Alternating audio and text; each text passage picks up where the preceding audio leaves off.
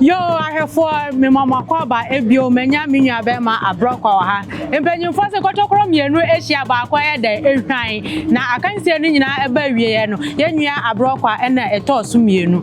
Opanyi na sibibi chiretiefo. I have for. Yedi kan ye da nyame ase. Afesi atiefo ye da mo ase. Yero for Japan se ye da na se se o hihye dwumadi na de tie ne se empenyimfo se etofiti etofrata o. Eden ya konfo bedi na akansi ni yesi Mr. Galic ni nabu ayetre wan nukre ni we nu a respectable loose ha enye se unim ebebu na so behwebe na yebu ye na ugbo se endana gasa no mpenifo yi ekuagu awiem na mpenifo se enimu ani enimu mekwa akọche akọpe bebi na match na maye ne ho adwuma kama we de ahohoro mempre aye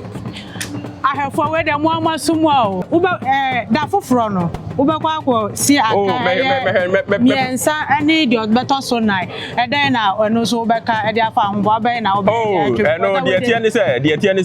yenimu ani enimu. Say atiefo hwe be ya na yebu ya. Obi antimi anyi hu achi say third and fourth place no. Omunya ma me no omunya no omu pe be bintina. And obi antimi nyi hu achi. Yo I have for was say wantimi andi kan ya. Na say third place they were register yo me da se so Jibre no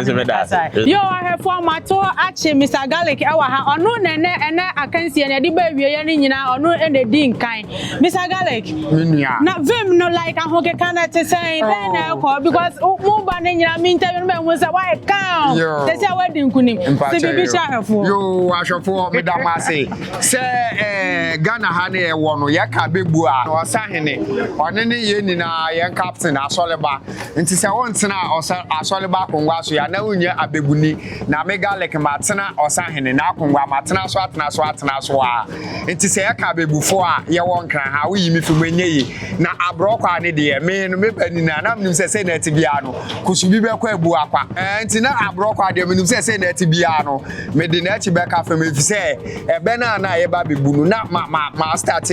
efi imretenten na me fi ase ye rehearsal me to credit gumi phone so bi wa 20 cedi bi wa 15 cedi na ma frɛ ne ogini hudi na me ni na bu besa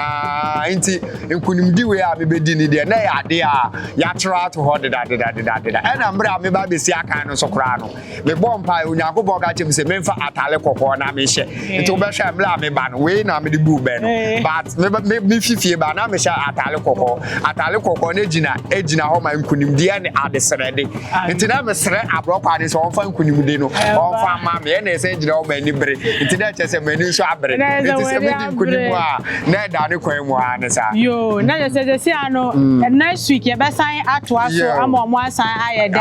aba mienu be san ba afa mu wi ana mo di kan wa mo san de asie e no so ahobo aba na wo ye mo ti pa se nkunimdi beba o nkunimdi beba san se akansi wa me nia wo bani mu ba na no wo hyesen ende de no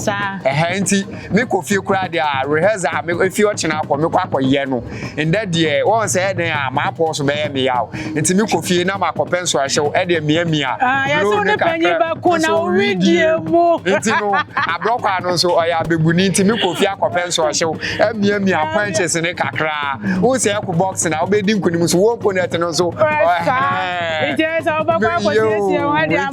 me gina me na so na ma san ato akwan a me fa so ya me rehearsal me di nkunim no ma san ato aso if say be no class o mu san ja nka mo mframa betumi san dia comment bebre yo na so e mere da ho na akansie no so ye wo enhihye ho yo ahwefo yenwa be ma Mr. Galic na ye ne no atwetwe nkombo mu amate maso mu a okwapem ni aigbeni a okakwapem no bube waya ade papa eti Adom ase samo Jibre na mo hwe yen yaso bibi na asroba bibi okotokro enkasro aha asabambu ni yi ana esabu de achebe yaso do ubo dondon a na esan be se me so pese esan mi ntime de me ho ye de abo sa ntime so mensia njaja manofo mu amomfa encheme wo betimi ahwe YouTube osahene asoreba ko na be ko hwe comment Facebook asoreba nie social media handles ni nyina asoreba nie mun drop mo comment o pese usi akan na so pese usua ni nyina drop comment o epanyimfo eno ebedi enkombo media meje so ene ekua Adom abro no ma pia